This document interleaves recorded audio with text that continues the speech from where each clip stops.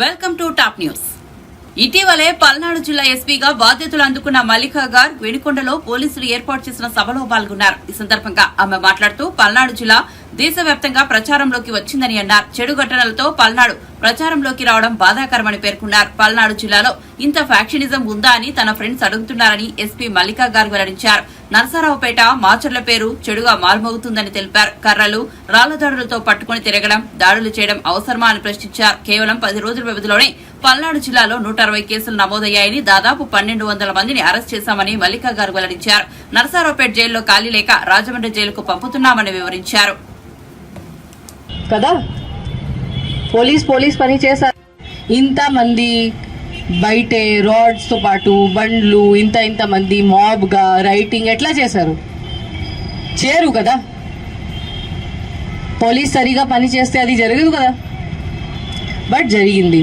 So అది that is horrible, that is very bad. అది జరిగింది.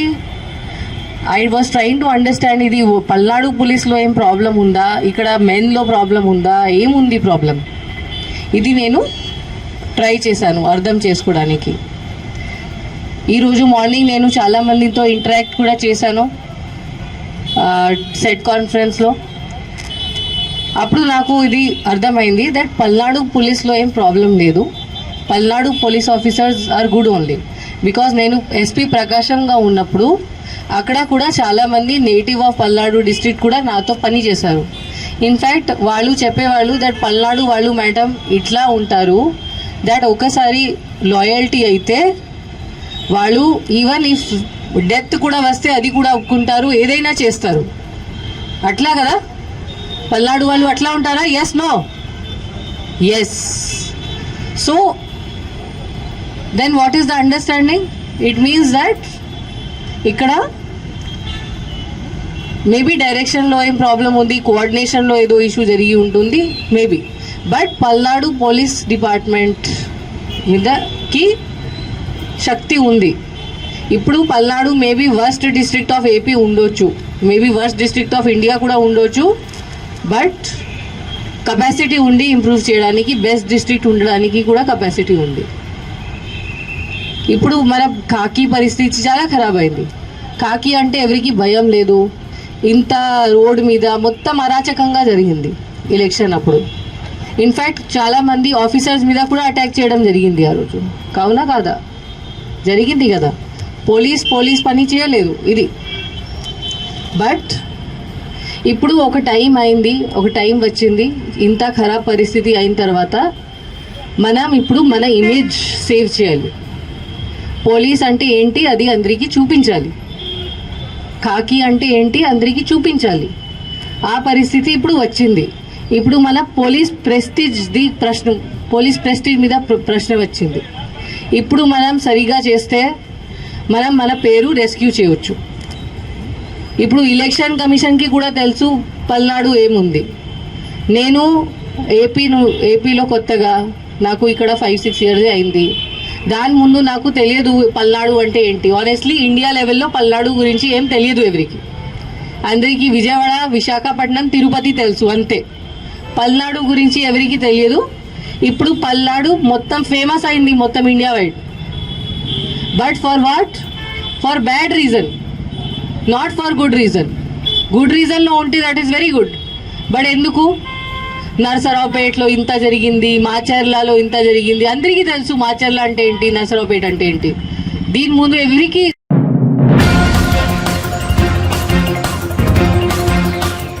రాష్ట్రంలో పత్తి విత్తనాలకు కొరత లేదని కిసాన్ కాంగ్రెస్ జాతీయ ఉపాధ్యక్షుడు కోదండరెడ్డి అన్నారు. విత్తనాల అంశంపై ప్రభుత్వం నెల రోజుల ముందే రివ్యూ చేసి 55 లక్షల ఎకరాలకు అవసరమైన విత్తనాలను అందుబాటులోకి ఉంచిందని తెలిపారు. ఇప్పటికే వివిధ జిల్లాలకు పత్తి విత్తనాలు సరఫరా అయ్యాయని చెప్పారు. ప్రతి కంపెనీకి చెందిన విత్తనాలు అందుబాటులో ఉండే విధంగా ప్రభుత్వం చర్యలు తీసుకుందన్నారు.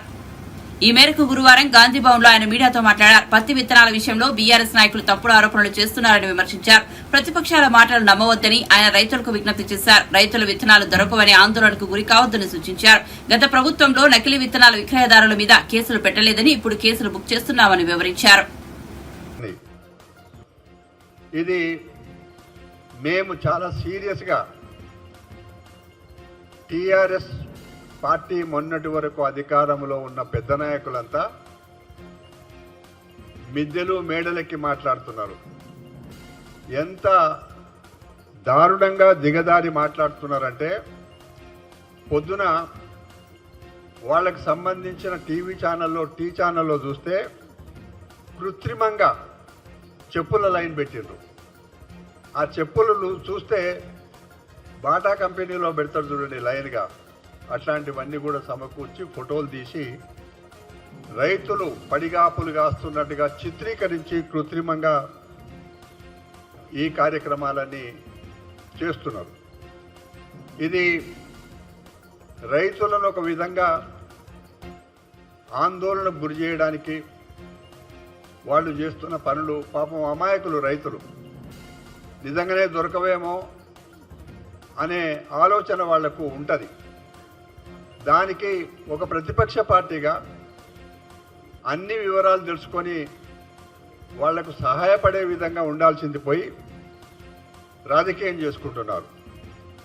నేను ఒక జాతీయ పార్టీగా ఆ పార్టీని అడుగుతున్నా, ఇప్పుడు ప్రతిపక్షంలో ఉన్నారు మీరు, అయ్యా మీరు కూడా 9.5 సంవత్సరాల అధికారంలో ఉన్నారు. మాటికి రైతుల విషయంలో మొసలి కన్నీరు గారుస్తున్నారు. ఒక్కసారి గుర్తు చేస్తున్నా, రైతులను అన్ని రకాలుగా కాల్చుకు తిన్నారు. ఒక రకం కాదు. మల్లన్న సాగరు నిర్మాణం విషయంలో ఆ రైతులు మేము భూములు ఇవ్వము, సారవంతమైన భూములు 2 పంటలు పండుతాయి అని అన్నప్పుడు ప్రతిపక్షంగా మేము ఆ గ్రామాలన్నీ తిరిగి రైతాంగంతో కలిసి ప్రభుత్వానికి ఒక రిక్వెస్ట్ చేసినాం. ఒకవేళ నిజంగానే మీకు చిత్తశుద్ధి ఉంటే భూసేకరణ చట్టం ప్రకారంగా వాళ్ళకి ఇవ్వాలి, వాళ్ళకి ఆ గ్రామాలలో పోయిన ఇళ్ల నిర్మాణం జరగాలి, ఇవన్నీ కూడా చట్ట ప్రకారంగా చేయండి అని చెప్పినాం. కానీ ఎన్నడూ రాజకీయం చేసుకోలే.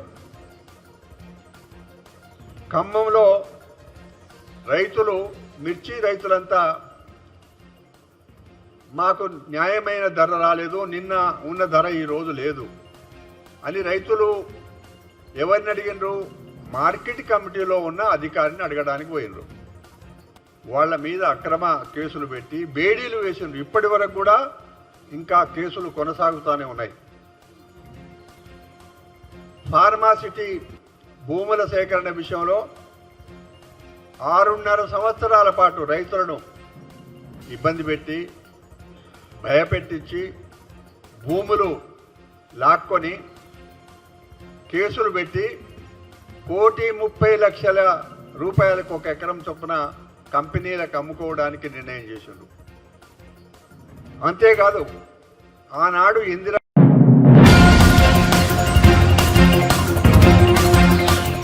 రాష్ట్రంలో కనీసం రైతులకు విత్తనాలు సక్రమంగా సరఫరా చేయలేని అసమర్థత ప్రభుత్వం ఉన్నదని మాజీ మంత్రి జోగురామన్ మండిపడ్డారు. రైతు సమస్యలను రేవంత్ సర్కార్ గాలికి వదిలేసిందని విమర్శించారు. విత్తనాలు, ఎరువుల లభ్యతపై ప్రభుత్వం శ్వేతపత్రం ప్రకటించాలని డిమాండ్ చేశారు. కాంగ్రెస్ 6 నెలల పాలనలో రైతులు ఆగమయ్యారని, రాష్ట్రంలో విత్తనాల కొరత లేదని వ్యవసాయ మంత్రి తుమ్మల అబద్దాలు చెబుతున్నారని మండిపడ్డారు.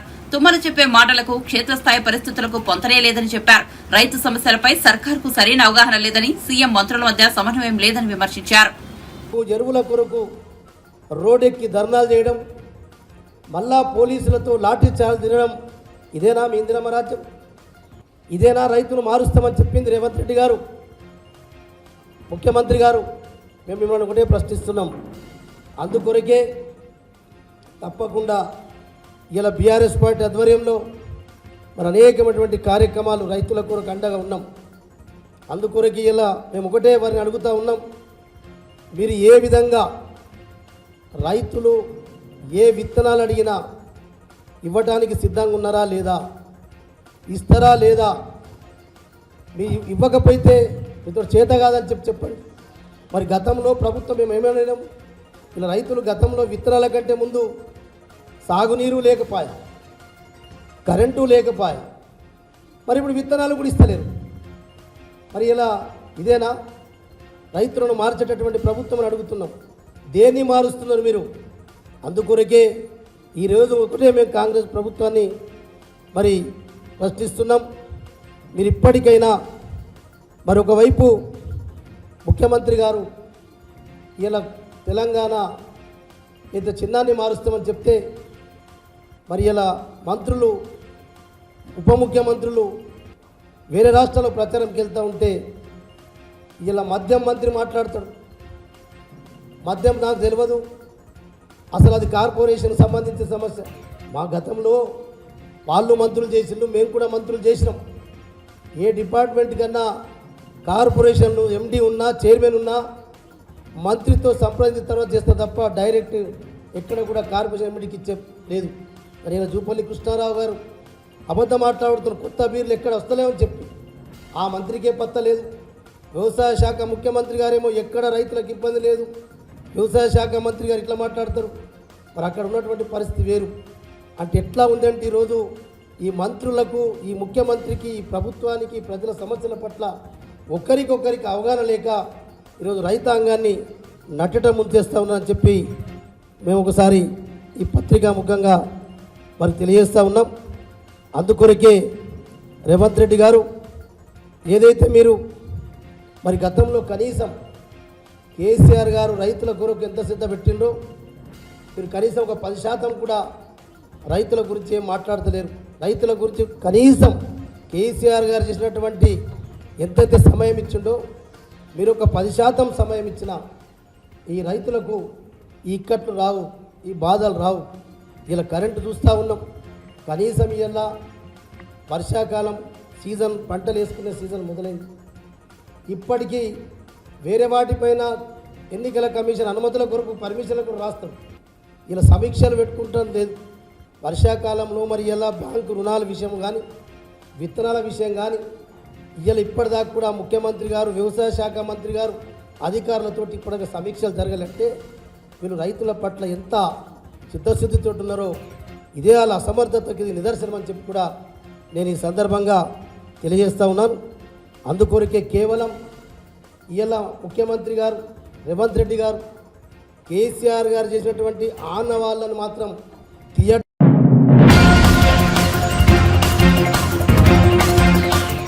అధికారంలో ఉన్నప్పుడు ఆంధ్ర కాంట్రాక్టర్లకు దోచిపెట్టిన కేసీఆర్ ఇప్పుడు నీతులు మాట్లాడుతున్నారని కాంగ్రెస్ నాయకుడు ప్రజా సంఘాల జేఏసీ అధ్యక్షుడు గజ్జెల కాంతం మండిపడ్డారు. 10 ఏళ్ల అధికారంలో ఉండి ప్రాజెక్టుల పేరిట లక్షల కోట్లు దోచుకునేది వాస్తవం కాదా అని ప్రశ్నించారు.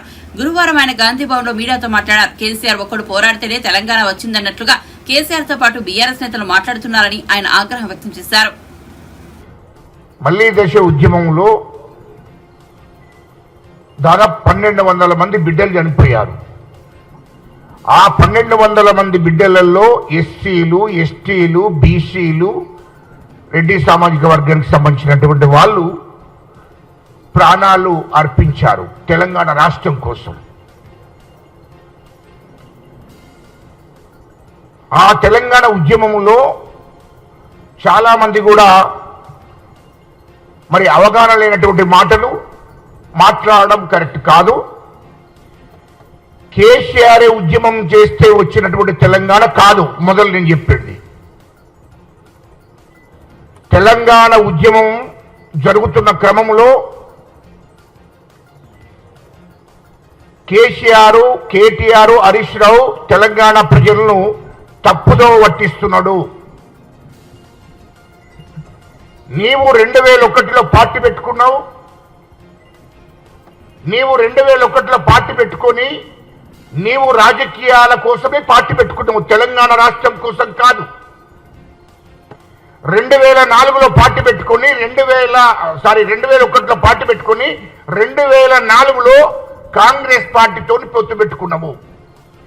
నీకు నిజంగానే తెలంగాణ రాష్ట్రం ఏర్పాటు కావాలనే చిత్తశుద్ధి ఉంటే ఎందుకు ఆ రోజు కాంగ్రెస్ పార్టీతో 2004లో పొత్తు పెట్టుకున్నావో దానికి మొదలు జవాబు చెప్పు. 2009లో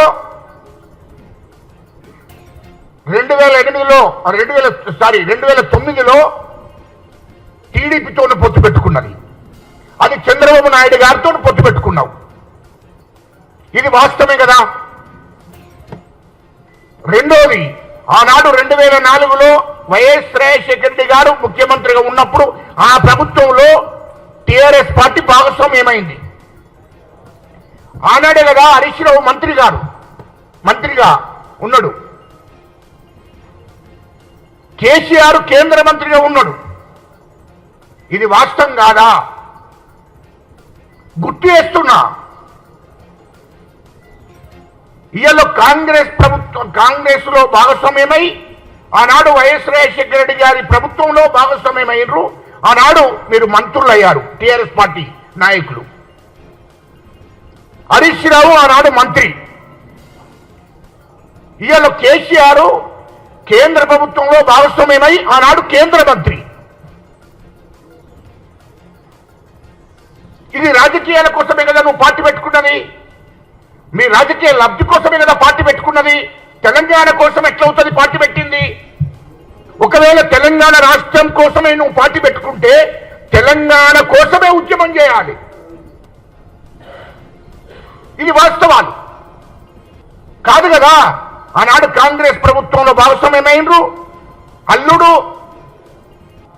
మామ.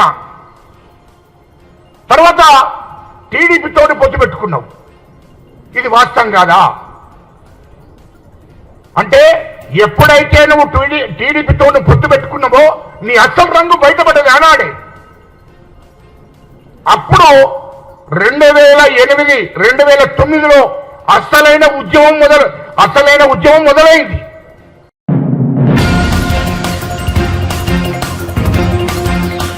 తెలంగాణ రాష్ట్ర ఆవిర్భావ వేడుకలను ప్రభుత్వం నిర్వహించడాన్ని జనసమితి అధ్యక్షుడు కోదండరాం స్వాగతించారు. మొట్టమొదటిసారిగా ఆవిర్భావ వేడుకల్లో మమ్మల్ని భాగస్వామ్యం చేస్తున్నారని ఆయన ఆనందం వ్యక్తం చేశారు. గత ప్రభుత్వంలో ఎప్పుడూ ఈ ఆహ్వానం దొరకలేదని చెప్పారు ఆయన. మేము కోరుకున్న రాష్ట్ర గీతం చిహ్నంలో ప్రభుత్వం తీసుకొస్తుందని కోదండరాం అన్నారు. జై జై హే తెలంగాణ పాట కొత్తగా రాసింది కాదని, పాట రాసింది ఎవరు అనేది ముఖ్యం, పాడింది అనేది కాదని ఆయన స్పష్టం చేశారు. ఇవాళ ఇంకా మిగిలిన కొన్ని పేర్లను రేపు ప్రభుత్వానికి మేము అందజేస్తాం. ఈ భాగస్వామ్యం దొరకటం అయితే చాలా సంతోషదాయకంగా ఉంది. ఇవాళ చాలా మేము కోరుకునేది రెండోది ఏంటంటే జాతీయ గీతంకు గుర్తింపు దొరకాలని. ఆ జాతీయ గీతానికి కూడా ఇవాళ దాదాపు అందరూ కూడా ఆమోదించడం జరిగింది. ఆ జాతీయ గీతాన్ని కూడా రేపు ప్రభుత్వం 2వ తారీఖు తెలంగాణ రాష్ట్రీయ గీతాన్ని 2వ తారీఖు నాడు ప్రభుత్వం విడుదల చేయబోతున్నది. ఈ రెండు కూడా ఇవాళ మా దృష్టిలో అయితే చాలా కీలకమైనటువంటి పరిణామాలుగా మేము భావిస్తూ ఉన్నాం. ఒక భాగస్వామ్యం దొరకటం, మేము కోరుకున్నటువంటి రాష్ట్రీయ గీతాన్ని ఇవాళ గుర్తించి రికార్డు చేసి దాన్ని విడుదల చేయటం, ఈ రెండు కూడా సంతోషాన్ని కలిగించేటువంటి పరిణామాలని చెప్పి మేము భావిస్తూ ఉన్నాం. తప్పనిసరిగా సాయంకాలం 2వ తారీఖు నాడు పొద్దున పరేడ్ గ్రౌండ్స్లో అధికారిక కార్యక్రమం ఉత్సవం జరుగుతుంది. సాయంకాలం సంబురాలు జరుగుతాయి ప్రభుత్వ ఆధ్వర్యంలోనే. ఆ సంబురాలు 7 గంటల నుంచి 9 గంటల వరకు. దాంట్లో ప్రధానంగా కళాకారుల కవాతులు, తర్వాత పోలీసుల మార్చు, వాటితో పాటుగా ఆ రోజు లేజర్ షో ఉంటుంది. తర్వాత తెలంగాణ ఆవిర్భావ దినం సందర్భంగా ప్రత్యేకంగా బాణసంచా కాల్చటం కూడా జరుగుతుంది. ఫైర్ వర్క్స్ ఉంటాయి, ఇవి ఆ రోజు జరిగేవి. ట్యాంక్ బండ మీద ప్రత్యేకంగా స్టాల్స్ ఏర్పాటు చేస్తారు. తెలంగాణకు ప్రత్యేకమైనటువంటి ఇది మన ఉత్పత్తుల ప్రదర్శన కానీ, తిండి వంటకాల ప్రదర్శన కానీ ఆ రోజు అక్కడ జరుగుతుంది. 5 నుంచే అవి అందుబాటులో ఉంటాయని, 7 గంటల నుంచి కార్యక్రమం ప్రారంభం అవుతుంది. ఈ కార్యక్రమం సాయంకాలం దానికి ప్రత్యేకమైన ఆహ్వానం ఏమీ అవసరం లేదు, రావచ్చునని అందరికీ ప్రభుత్వం వారు తెలియజేయటం జరిగింది.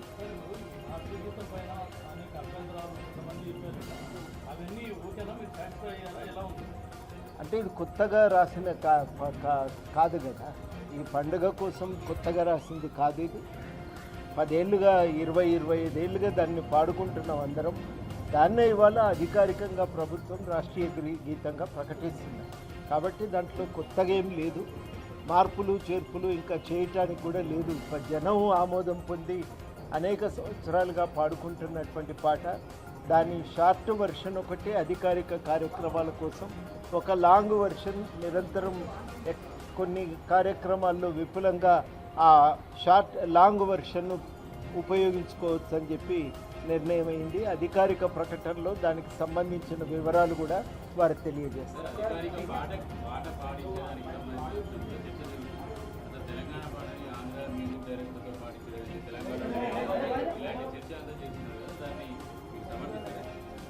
ఇప్పుడు చర్చ విషయం ఏంటంటే పాట రాసింది ఎవరు?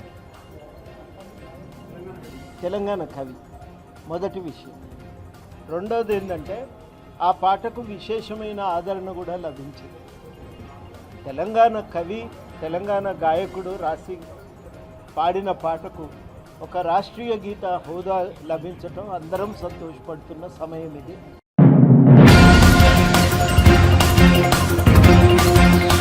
జగన్మోహన్ రెడ్డి మరోసారి అధికారంలోకి వస్తే ఆయన ప్రమాణ స్వీకార ఆహ్వాన పత్రాన్ని తిరుపతి నుంచి విశాఖ వరకు పోస్టర్లుగా వేయిస్తారని ఛాలెంజ్ చేశారు తిరుపతి జనసేన నేత కిరణ్ రాయల్.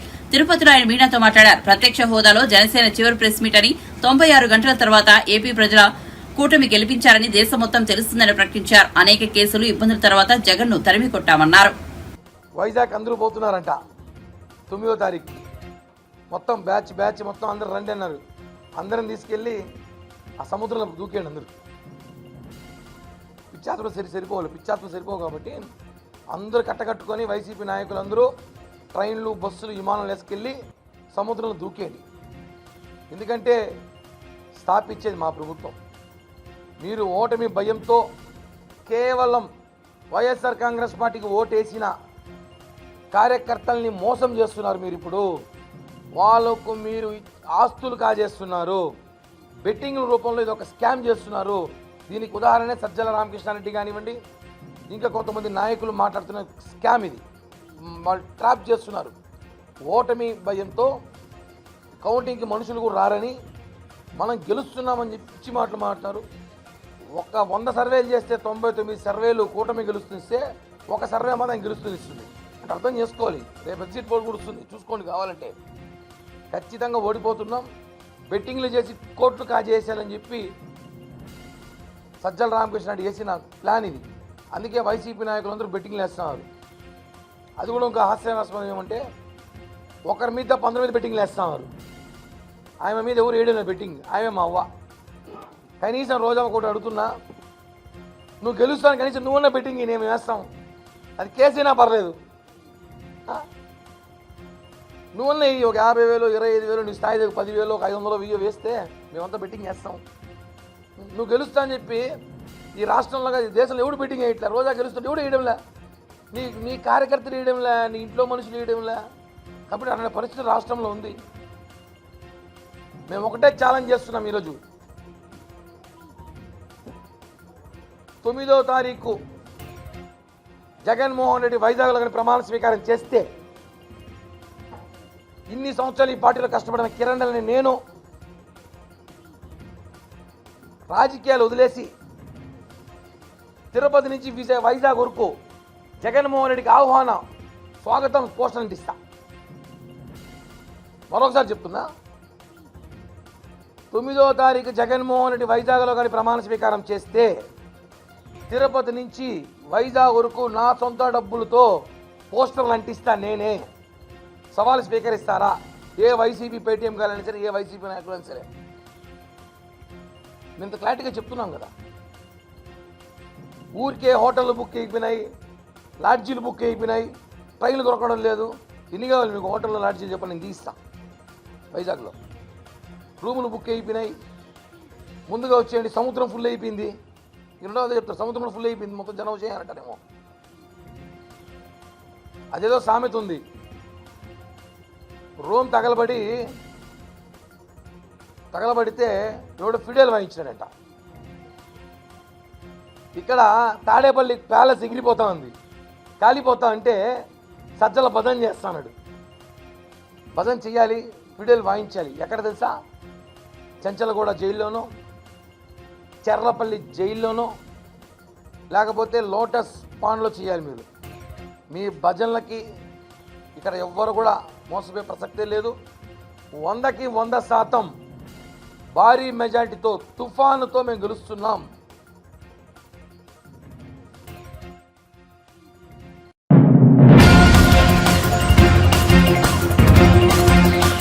జూన్ 1న జరిగే లోక్సభ ఎన్నికల 7వ దశ పోలింగ్ కు ముందు ప్రధాని నరేంద్ర మోదీ వారణాసి ఓటర్లను ఉద్దేశించి మాట్లాడారు. తన దృష్టిలో కాశీనగరం భక్తి, శక్తి వినియోగానికి ప్రతీక అని పేర్కొన్నారు. ప్రపంచానికి సాంస్కృతిక రాజధాని అని వీడియో సందేశంలో పేర్కొన్నారు. కాశీ ప్రతినిధిగా బాబా విశ్వనాథ్ తో పాటు కాశీవాసులు ఆశీస్సులు కోరుతున్నారని చెప్పారు. ఈసారి కాశీ ఎన్నికలు నవకాశీ ఏర్పాటు కోసమే కాదని అభివృద్ది చెందిన భారత్ ఆవిష్కరణకు కీలకమని అన్నారు. జూన్ 1న కాశీ ప్రజలు నూతన రికార్డును నెలకొల్పాలని కోరారు. विश्वनाथ के असीम कृपा से और आप काशी वासियों के आशीर्वाद से ही संभव हो। हम यही लिए कहला कि अब माई गंगा हमें गोद ले ले ले है। काशी के लिए ये बार का चुनाव नव काशी के साथ विकसित भारत के निर्माण का चुनाव हो। काशी के लोगन के 1 जून के दिन नया रिकॉर्ड बनावे के हो।